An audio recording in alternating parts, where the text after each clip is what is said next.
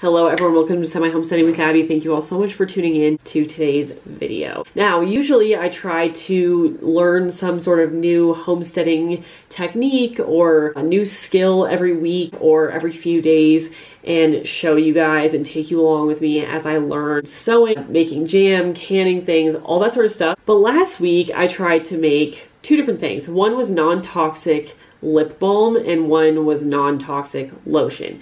Now I'll show you both of those and we'll go through it all, but I wanted to do this video to like follow up on both of those things because I just have a lot of thoughts about this non-toxic stuff that I wanted to just follow up with you all on, because I just thought I would be so in love with doing this all myself, and I don't know, I'm not that sold. So let's get into it and I will talk to you all about my experience with using these non-toxic products.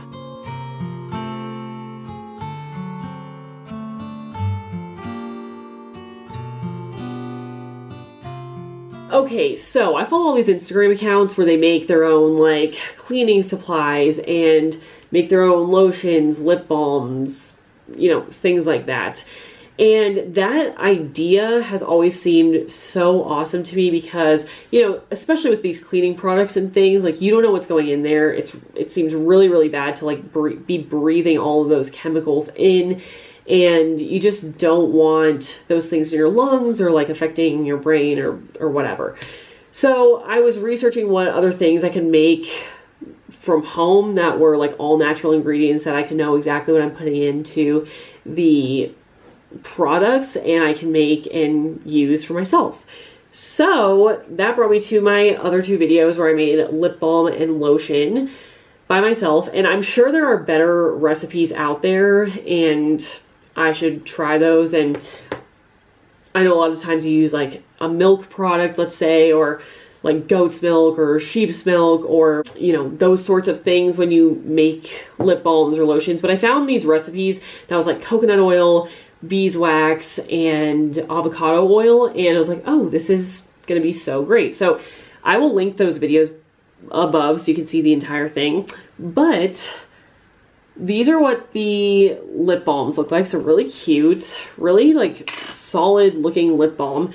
However, whatever the ratio is of this, it's so stiff that I can barely like really get it on my lips. Like you really have to do this and like really grind it into your lips, which isn't very fun when you have like chapped lips. So I was already kind of like iffy on this one. And then last week's video, which again I will link, I made this, which was supposed to be lotion, but I realized it's like the same exact ingredients, just in a different ratio. And it was much more like liquidy, and I'm able to spread it on my lips like much easier, and it's really great. So I started using this, and over the course of the week, I guess I hadn't drank enough water or something, my lips were so chapped and so dry, which is part of the reason why I wanted to make lip balm, but they were getting to the point where they were like really chapped and really dry. So I was like, oh, well, this is perfect. I have made my own lip balm. It's amazing. And when I was reviewing the lip balm and lotion and things on my videos and those other videos, I put them on and I was like, well, this one's hard to get on, but it feels really good. And this one is like really easy to spread on my lips, and it's really good. So I thought everything was fine and dandy. But as I started actually having chapped lips and I started using these, I realized that they're not that good. Like this one, yes, it feels pretty good when you like dig it out and force it onto your lips. Like it's okay, but it's hard to put on. It's not practical, and I really don't want to do that. Like what if I'm in public? I'd rather just, you know, take a stick, do this, not like digging out, fully doing, like that's just not practical, you know, in public.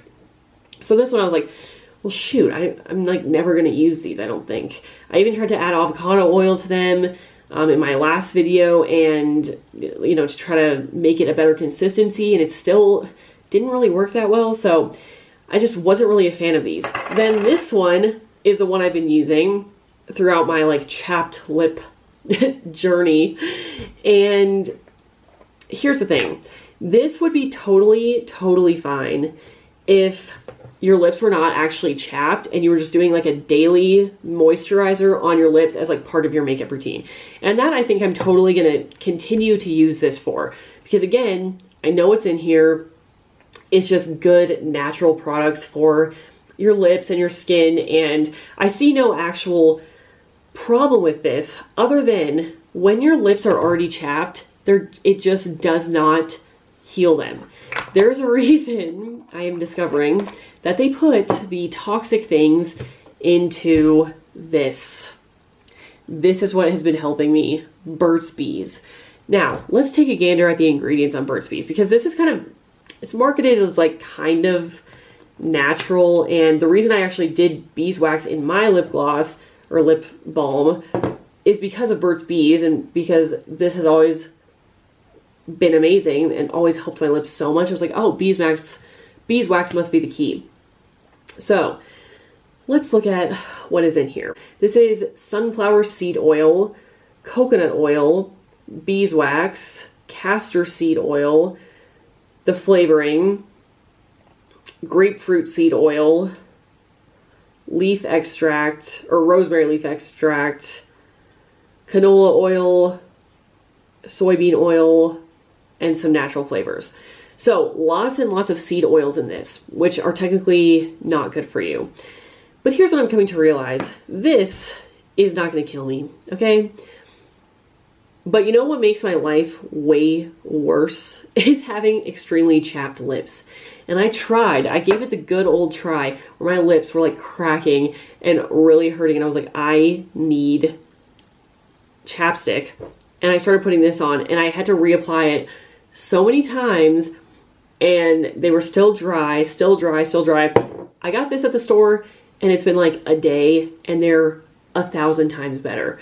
So, am I trying to move away from toxic things in my everyday life? Yes, I definitely am. I would love to make my own homemade things and, you know, provide this non-toxic stuff for my family. And of course, like some of the things, the cleaning products are really where I think hopefully I'll be able to make the transition, because I do think it's really bad to like breathe in all those chemicals and stuff when there is a more natural alternative.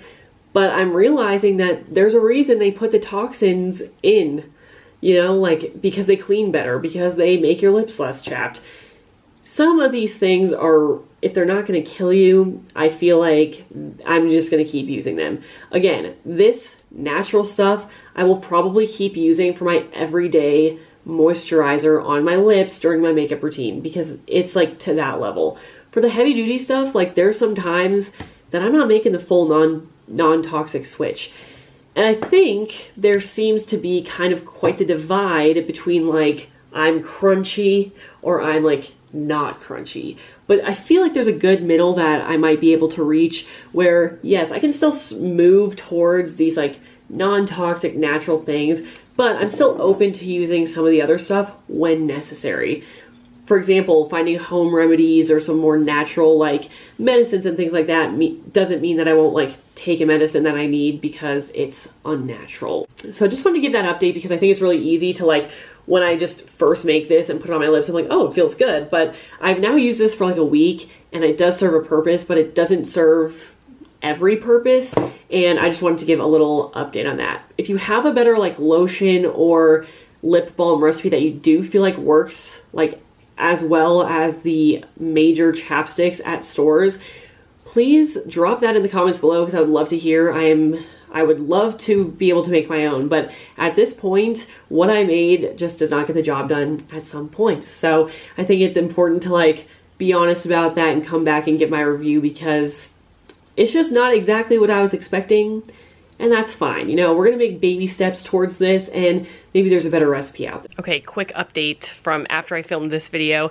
I am now in Michigan. I went to this lavender farm where they make all these natural products, including chapstick and lip balm, and they looked really good and they felt really good. And two things, they put them in the tall like screwable chapsticks, so I'm gonna switch to those instead of the little tins. And the other thing is I looked at their ingredients for the lip balm and they added almond oil and also vitamin E oil. I also keep seeing different recipes that include like shea butter and stuff like that. So I'm gonna research those. I think a big problem was just that my recipe wasn't the best maybe. So I'm committed to trying again. So in the near future, there will be a redo of chapsticks or lip balms, and we are going to persevere because the chapstick that I saw at that store was like 1,000 times better than mine, so I know it's possible. I just need to get the right mix. That's all for today's video. I just wanted to have a little chat with you all, and thank you all so much for tuning in and listening, and I hope you've been enjoying my channel. Hope you've been enjoying all the new skills I'm learning. I've had so much fun with it, so I appreciate you all watching, and I will see you next video. Bye everyone.